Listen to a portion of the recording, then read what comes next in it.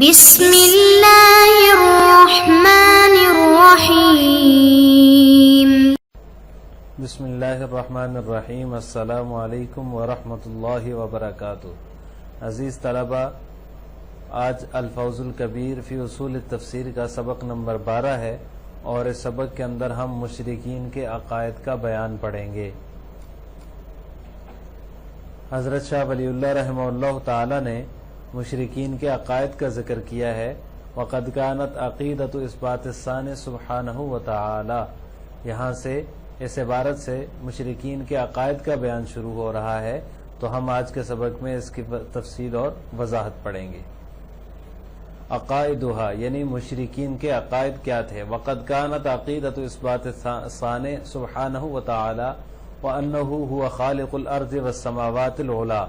وَأَنَّهُ مُدَبِّرُ الْحَوَادِثِ الْعِظَامِ وَأَنَّهُ قَادِرٌ عَلَى إِرْسَالِ الرُّسُلِ وَجَزَاءِ الْعِبَادِ بِمَا يَعْمَلُونَ وَأَنَّهُ مُقَدِّرٌ لِلْحَوَادِثِ الْعَظِيمَةِ قَبْلَ وُقُوعِهَا وَأَنَّ الْمَلَائِكَةَ عِبَادُهُ الْمُقَرَّبُونَ وَأَنَّهُمْ يَسْتَحِقُّونَ التَّعْظِيمَ كُلُّ ذَلِكَ كَانَ ثَابِتًا عِندَهُمْ وَيَدُلُّ عَلَى ذَلِكَ أَشْعَارُهُمْ وَلَكِنَّ جَمْهُورُ الْمُشْرِكِينَ قَدْ وَقَعُوا فِي شُبْهَاتٍ كَثِيرَةٍ تجاه هذه المعتقدات لاستبعادها وعدم الفتهم بادراکها۔ اس عبارت کا ترجمہ یہ ہے، حضرت شاہ ولی اللہ رحمہ اللہ فرماتے ہیں کہ خالق سبحانہ و تعالی کے اس بات کا جو عقیدہ ہے، اور اس بات کا عقیدہ کہ وہی آسمانوں اور زمینوں کا پیدا کرنے والا ہے، وَأَنَّهُ مُدَبِّرُ الْحَوَادِثِ الْعِظَامِ، اور اس بات کا عقیدہ کہ وہ بڑے بڑے حوادث کا نظم کرنے والا ہے، وَأَنَّهُ قَادِرٌ عَلَى إِرْسَالِ الرُّسُلِ، اور اس بات کا عقیدہ کہ وہ پیغمبروں کو بھیجنے، وَجَزَاءِ الْعِبَادِ بِمَا يَعْمَلُونَ، اور بندوں کو ان کے کیے کا بدلہ دینے پر قادر ہے، وَأَنَّهُ مُقَدِّرٌ لِلْحَوَادِثِ الْعَظِيمَةِ قَبْلَ وُقُوعِهَا، اور اس بات کا عقیدہ کہ وہ حوادث کو ان کے وقوع سے پہلے، قبل وقوعها ان کے واقع ہونے سے پہلے معین کرنے والا ہے، وَأَنَّ الْمَلَائِكَةَ عِبَادُهُ الْمُقَرَّبُونَ، اور اس بات کا عقیدہ بھی کہ فرشتے اس کے مقرب بندے ہیں، وَأَنَّهُمْ يَسْتَحِقُّونَ التَّعْظِيمَ، جو تعظیم کے مستحق ہیں، كُلُّ ذَلِكَ كَانَ ثَابِتًا عِندَهُمْ، ان لوگوں میں یہ بات ثابت تھی، وَيَدُلُّ عَلَى ذَلِكَ أَشْعَارُهُمْ، اور اس پر ان کے اشعار دلالت کرتے ہیں، وَلَكِنَّ جُمْهُورُ الْمُشْرِكِينَ قَدْ وَقَعُوا فِي شُبْهَاتٍ كَثِيرَةٍ، لیکن عام مشرکین کو ان عقائد میں بہت سے اشکالات تھے، بہت سے شبہات تھے، تجاه هذه المعتقدات لاستبعادها وعدم الفتهم بادراکها، جو ان امور کو مستبعد سمجھتے تھے، تجاه هذه المعتقدات لاستبعادها، وہ ان کو مستبعد سمجھتے تھے اور ان سے مانوس نہ ہونے کی وجہ سے پیدا ہوئے تھے، وعدم الفتهم بادراکها، اور ان سے مانوس نہ ہونے کی وجہ سے پیدا ہوئے تھے۔ اس عبارت میں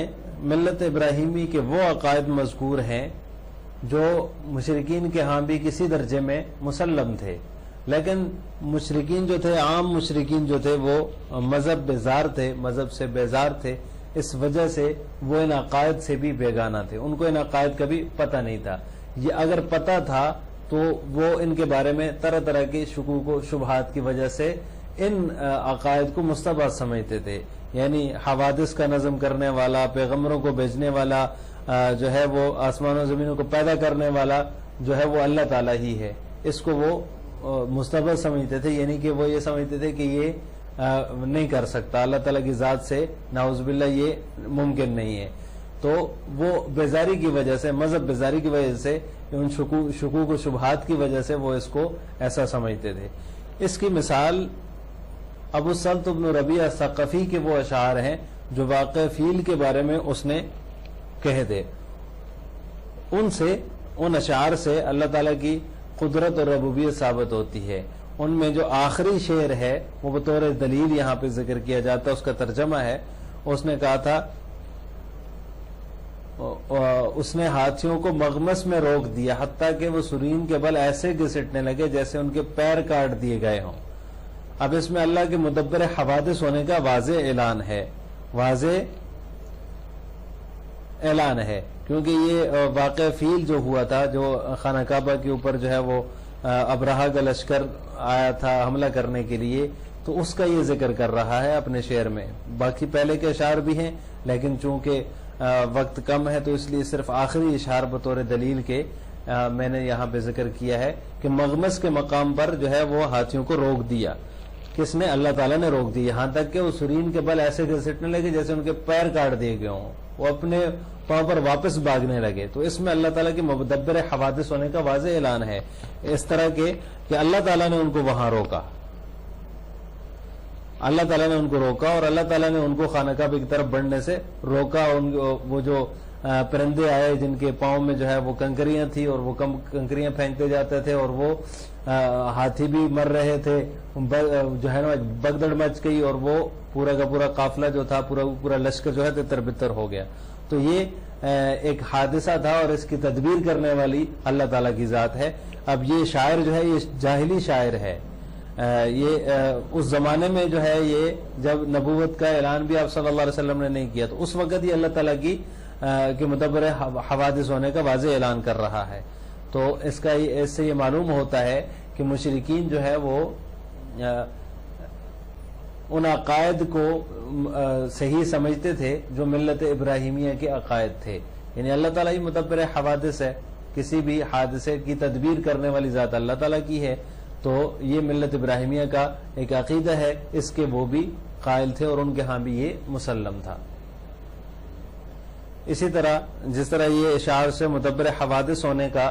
پتہ چلتا ہے، اللہ تعالیٰ کی ذات کو وہ مدبر حوادث سمجھتے تھے، اسی طرح آیات سے یہ بھی پتہ چلتا ہے کہ وہ اللہ تعالیٰ کی ذات کو خالق مانتے تھے۔ وَلَئِن سَأَلْتَهُم مَّن خَلَقَ السَّمَاوَاتِ وَالْأَرْضَ لَيَقُولُنَّ اللَّهُ، اگر ان سے پوچھا جاتا کہ زمین و آسمان کو کس نے پیدا کیا، تو کہتے ہیں اللہ تعالیٰ کی ذات نے۔ تو یہ زمین اور آسمان کی خالقیت کا جو عقیدہ ہے ملت ابراہیمیہ کے، کہ خالق اللہ تعالیٰ کی ذات ہی ہے، تو یہ بھی ان کے ہاں مسلم تھا، اس کو بھی وہ مانتے تھے۔ اسی طرح ان کا چوتھا عقیدہ جو تھا وہ ارسال رسل ہے، یعنی پیغمبروں کو اللہ تعالیٰ کی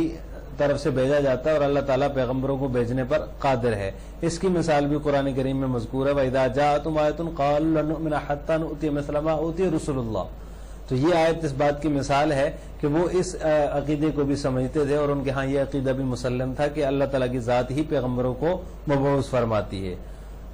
اسی طرح مشرکین یوم الجزاء اور بندوں کو ان کے اعمال کا بدلہ دینے پر بھی اللہ تعالیٰ کی قدرت کاملہ پر ایمان رکھتے تھے، اور ان کا عقیدہ ان میں یہ عقیدہ بھی ان میں پایا جاتا تھا۔ اس کی مثال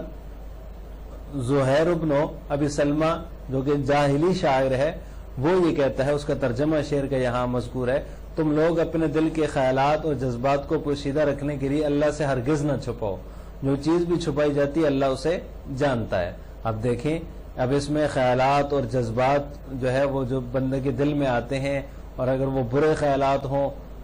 یا جان بوجھ کر ایسے خیالات لائے جائیں جو برے خیالات ہوں، تو ان پر مواخذہ ہوتا ہے، تو اور ان کا بدلہ بھی اللہ تعالیٰ دیتے ہیں، اللہ تعالیٰ تو جانتے ہیں۔ تو اب اس میں جو ہے وہ یوم الجزاء اور بندوں کو ان کے اعمال کا بدلہ دینے کا جو عقیدہ ہے کہ اللہ تعالیٰ اس پر قدرت رکھتے ہیں اور قدرت کاملہ رکھتے ہیں، وہ ان اشعار سے پتہ چلتا ہے کہ وہ اس کے بھی قائل تھے۔